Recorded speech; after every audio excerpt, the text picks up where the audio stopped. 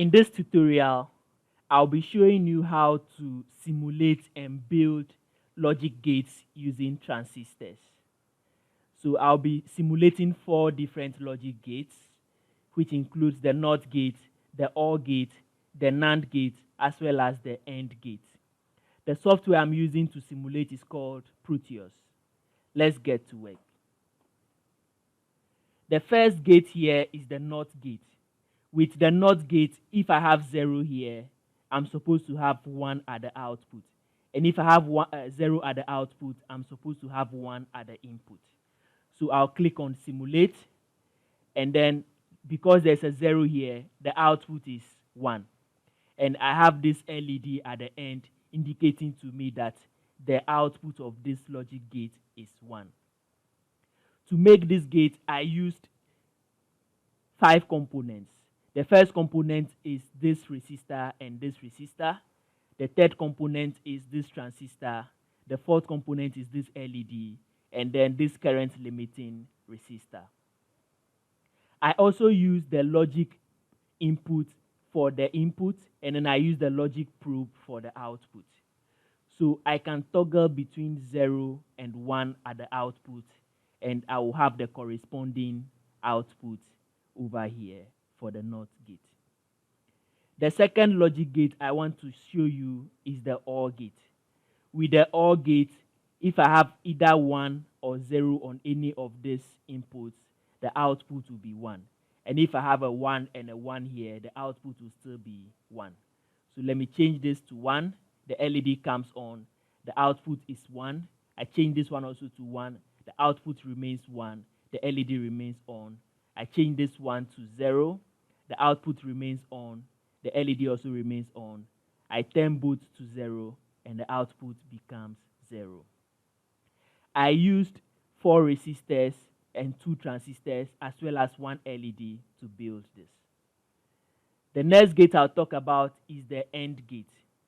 With the AND gate, I also used 4 resistors, 2 transistors, and then an LED to build it. So with the AND gate, if both inputs are 1 or are high, the output becomes high. So the first input is 1, nothing happens over here. Second input is 1 before this one becomes high. I change this one to 0, output becomes unknown. I change this one to 0, output becomes 1. The last gate I'll talk about is the NAND gate. The NAND gate is the reverse of the AND gate. So if the 2 inputs are 1, the output remains 0. But if any of these inputs are 0, the output will remain on. And if both inputs are 0, the output will remain on. Let's now go to the actual building. Now, to make the logic gates, we need the following. The first one here is 4 10K resistors. We also need 10 470 ohm resistors. And then we also need 7 BC547 transistors. And we need 4 LEDs. The 4 LEDs will be used to indicate whether the output is on or it is off. And then we need an assortment of jumper cables like this. It can be male to male and then male to female. And the last thing we need is the breadboard. This is the breadboard. The breadboard has holes in it. And then each vertical row that is each horizontal. Now, so this becomes our NOT gate, this becomes our AND gate, this our OR gate, and this our NAND gate. The LEDs over here indicate the output of the various gates. So the input of the NOT gate is this resistor, and then this one has 2 inputs, which is these 2 resistors, and then this one also has 2 inputs, which is these 2 resistors. This one also has 2 inputs. This is what? These 2 resistors over here. So the next task is to use jumper cables to connect between the various legs of the components. Now to the demonstration. On this breadboard, I have 3 logic gates. The first one, which is this side, is the NOT gate. The second one here is the AND gate, and the third one here is the OR gate. This wire is the input for the NOT gate. These 2 wires are the input for the AND gate, and then these 2 wires are the input for the OR gate. Now with the OR gate, I have the 2 input signals over here.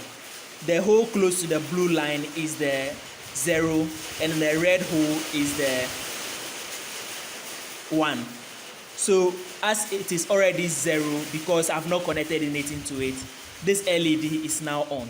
If I connect this to 1, you notice that the LED goes off. But if I connect it to 0, you notice that the LED remains on. I move it to 1, and then the LED goes off. So that is a basic demonstration of the NOT gate. If you take the AND gate, you need the 2 inputs to become 1 before you can be able to get the LED to come on. So if I connect this one here and then this one here, before the LED comes on. If I connect the 2 here, it will never come on. If I connect this, it will never come on. If I swap it this way, it never comes on. Now it flickers a little bit because it is not a perfect circuit. Now with the OR gate, I need one input to be 1, and then the output comes on. So if I have this one on, and then I have this one also on, 1 1, I get 1, 1 0, I get 1, another 0 1, I get 1, 0 0, I get 0. So that is a basic demonstration of the OR gate. The OR gate can be used, for example, at an actual gate where you want to use it to implement a doorbell. So if you have 2 gates, one person can be at the back of your house, the other person can be at the front of your house, and then they can both ring the doorbell at the same time. So I'll share a link under this tutorial that you can see how to use breadboards. Thank you.